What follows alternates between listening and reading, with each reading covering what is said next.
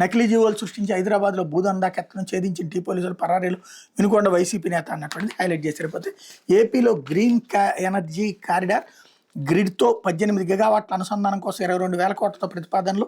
ఆ కారిడార్తో విద్యుత్ నెట్వర్క్ బలోపేతం, 2260 కిలోమీటర్ల మేర కొత్త లైన్ విద్యుత్ శాఖ సమీక్షల అధికారుల నివేదన అన్నటువంటిది హైలైట్ చేశారు. సూర్యగస్టుల్లో ఫస్ట్ రావాలని సీఎం నిర్దేశం అని హైలైట్ చేశారు. జగన్ మీడియాకు ఎంత కష్టమో, అరాచక శక్తులన్నీ వెనకేసుకురాలేక ప్రయాస. బాలాజీ గోవిందప్ప నుంచి కేఎన్ఆర్ వరకు భారతీయ సిమెంట్స్లో గోవిందప్ప శాశ్వత డైరెక్టర్. మద్యం కేసులో అరెస్ట్ కాగానే కాదంటూ కథలు. జగన్ కేఎన్ఆర్ వ్యక్తిగత సహాయకుడు. 100 కోట్ల అక్రమాలు బయటపడగానే తూచి పిఏ కాదు పొలిటికల్ అసిస్టెంట్ అట.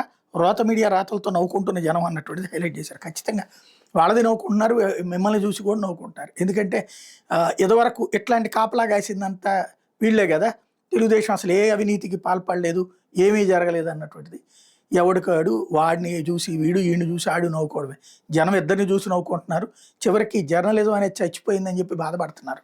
లేకపోతే ప్రైవేట్లో 60% సిజేరియన్లే. ఏపీలో ఇంటర్నెట్ వాడే మహిళలు 63%